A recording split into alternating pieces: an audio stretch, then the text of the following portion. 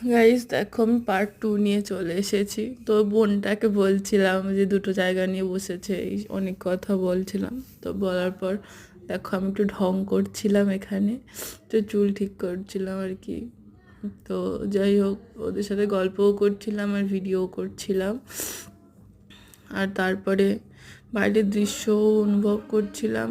খুব ভালো দৃশ্য ছিল। আর ট্রেনে চড়তে তো আমার খুবই ভালো লাগে, মানে সব কিছুর থেকে ট্রেনে চড়তেই আমার বেশি ভালো লাগে। তো দেখো তারপরে নৈহাটিতে নামলাম, নেমে ওখান থেকে রওনা দিলাম। হেঁটে হেঁটেই যাচ্ছিলাম, যেহেতু স্টেশন থেকে বড়মার মন্দিরের দূরত্ব খুব একটা বেশি দূর না, মোটামুটি 5 মিনিটও লাগে না হেঁটে গেলে। তো হেঁটেই যাচ্ছিলাম। আর দেখো সাইডে দোকানপাট রয়েছে। আর ফাইনালি বড়মার মন্দিরের সামনে আমরা চলে এলাম।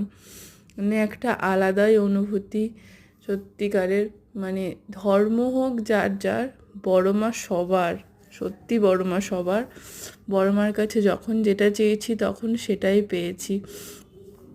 তো দেখো এই যে এবার এখানে আমরা, যেহেতু আমরা বাড়ি থেকে সব কিছু নিয়ে এসেছিলাম, ডালাতে যা যা দেয় ওখানে সবই আমরা বাড়ি থেকে নিয়ে গেছিলাম, তাই ডালাটার এক্সট্রা করে নিয়ে নিয়ে আমরা দিয়ে গঙ্গায় থেকে হাত মুখ ধুলাম, মানে পা ধুলাম, হাত ফাত ধুলাম, যেহেতু অনেকটা দূর থেকেই গেছি।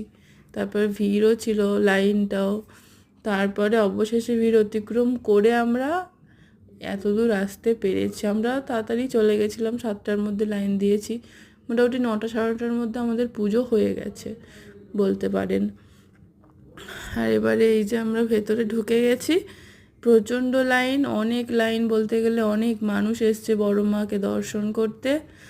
তো দেখুন আর একটুখানি, আর অল্প সময়ের অপেক্ষা, তারপরেই বড় মার দর্শন পেয়ে গেলাম আমরা। বড় মাকে আজকে সত্যি অসাধারণ লাগছে। বড় মা প্রতিদিনই সুন্দর, বা আজকে একটু বেশি সুন্দর লাগছে।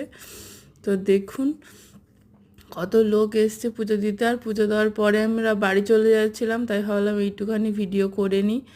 তো এটাই, এই পর্যন্তই রইলো বড় মার ভিডিও। থ্যাংক